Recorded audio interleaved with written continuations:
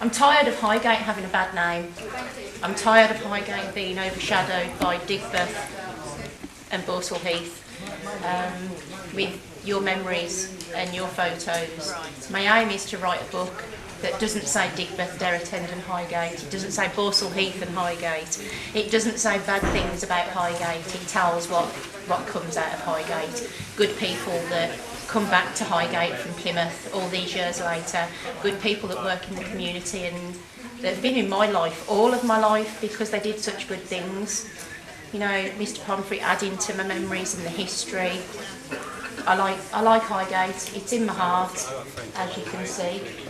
And yeah, I just want to put Highgate back on the map in a good light because they're trying to get rid of it, and I think Highgate's a great place. We had a great community, and you lot had an even better community than me, and I'm really jealous of that.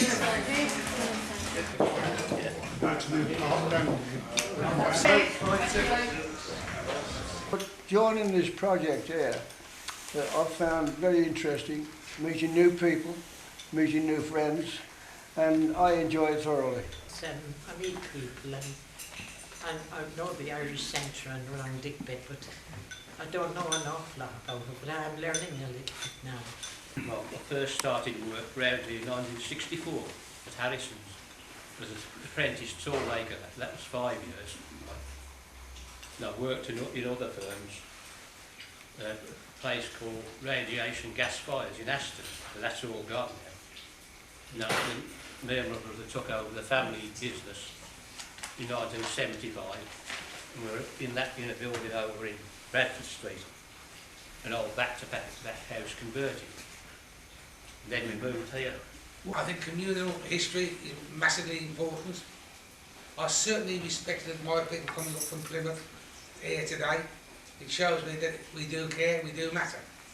And that's the important thing around this table, that we do care, we do matter, and we can change things to suit everybody rather than individual. And I applaud Lisa for the work she's doing. When Facebook came along, I thought, oh, I'll set this group up, and me and my dad's childhood friend, we swapped photos, and then more people came and they swapped photos, and they started putting their memories on the photos. And then I'd say, well, what about this? And they'd give me all these stories about it. They'd correct me on, no, that wasn't there, that was here. Well, where was this street? I've never heard. Oh, well, this street was this street. So I learned about Highgate through everybody else, and the group got bigger and bigger.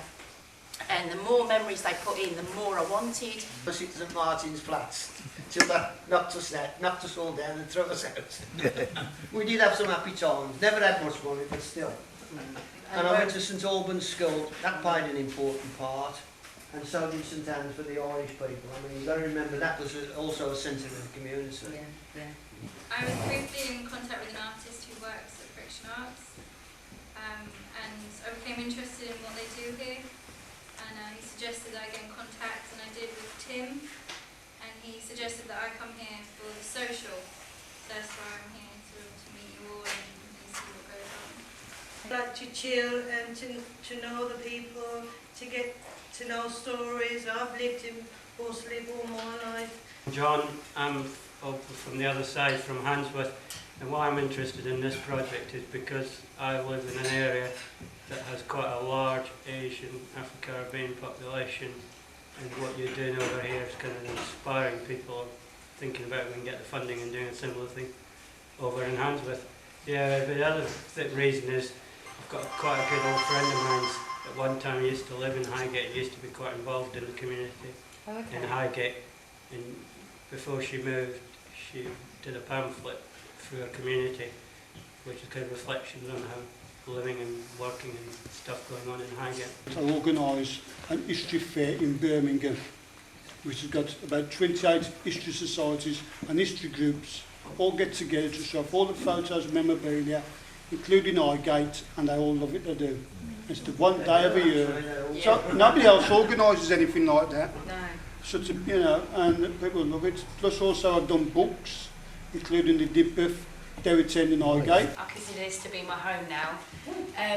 I'm really interested in the social history of the city as well, and I love photography, so all these old photos that are sort of coming up the woodworks, I find that fascinating.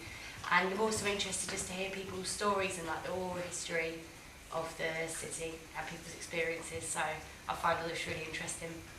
Borsley from work on the other side of Digbeth. I'm very much a part of this place now, and I want to continue being a part of it, and I think it's important to know what came before. So these places that I live and work in, I think it's important to acknowledge what has come before. The things that inspired us to do this project was we met a writer in South Africa, and he said his biggest worry was that people had forgotten how to tell stories. And he said that if we tell good stories, we'll have good lives. And that's kind of one of the things that really made me want to do this project, so that we can record those stories, tell them to each other, and then have good lives. I really enjoy listening to stories, especially people's stories.